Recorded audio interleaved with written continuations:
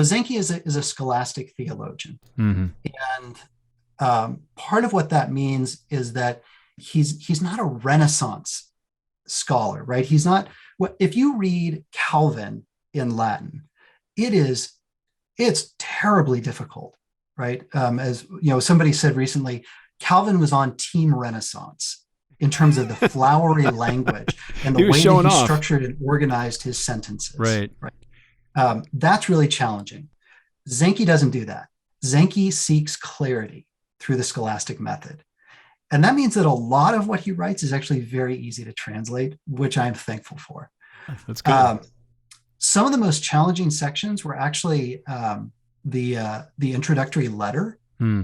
which is of a much more kind of Renaissance flow, and he's making a number of classical allusions and doing some things with language that aren't easily communicated. So that was maybe the most challenging part of it. Um, the biggest difficulty with the translation of the body of the text itself was actually assigning sort of technical terms useful English equivalents, right? So there's just a tremendous amount of background to a lot of the language that he uses, and trying to communicate that clearly in English was not always easy.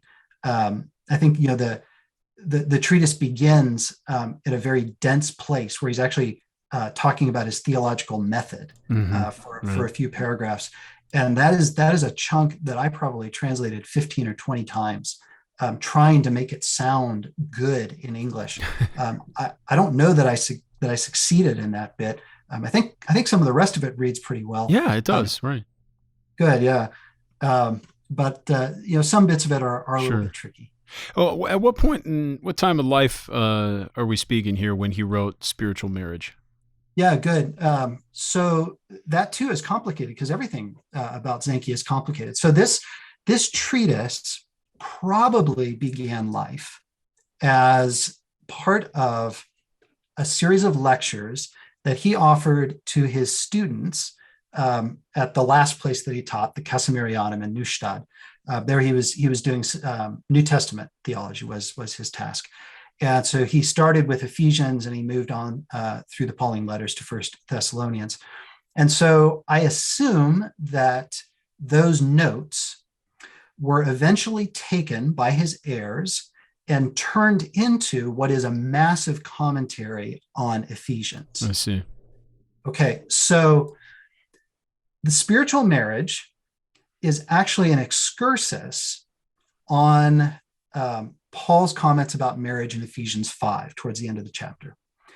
And if you look at Zanchi's Opera Omnia, spiritual marriage is inserted at the end of his work on chapter 5, right? So what we would be led to conclude is that these comments were an excursus that he did for his students as he was teaching this material. And Zanchi did that sometimes, so that wouldn't be unusual.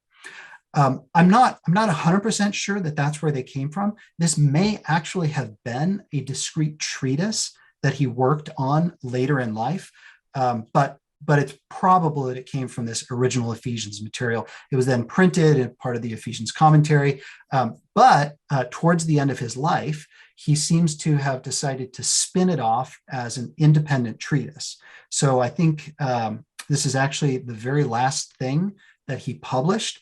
He sent it to the publisher in 1590, just a month or two before he died. And then he went off, took a trip to Heidelberg to visit some friends, and he died while he was there. Mm. So it was sent to the publishers before he died, but it was printed after his death. Oh, goodness. This is a rather broad question, so forgive me or refine it however you would like. But how did Zanchi view the metaphor and the typological relationship between marriage and the relationship between Christ and the church? And I'm specifically kind of interested in how this might have been informed by his own personal experience. Yeah.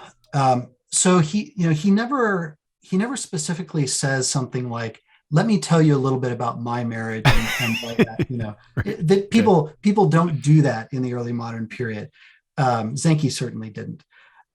However, it is very clear that he has the marriage of human beings in mind, as well as the marriage between the church and the God-man, right? So he actually begins this treatise not by talking about Christ and the church, but instead talking about the creation of Adam and Eve, right? So this is where he roots the initial phase of his exegesis. He looks at Adam and Eve. He unpacks what Moses is doing there, and only then does he begin to draw this sort of typological connection to Christ and the church.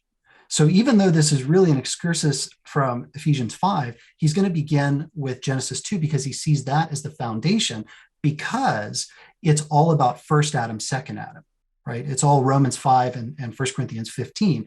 Once we understand what's going on with the first Adam, then we can start to understand what's happening with the second Adam. And so that's the way that he's going to begin to proceed. Some of his interpretations, let me say a small minority of his interpretations are somewhat fanciful, Sure. Maybe sort of triggered by a kind of medieval typological interpretation of reading, but all of it is interesting, and most of it is very profitable, I think.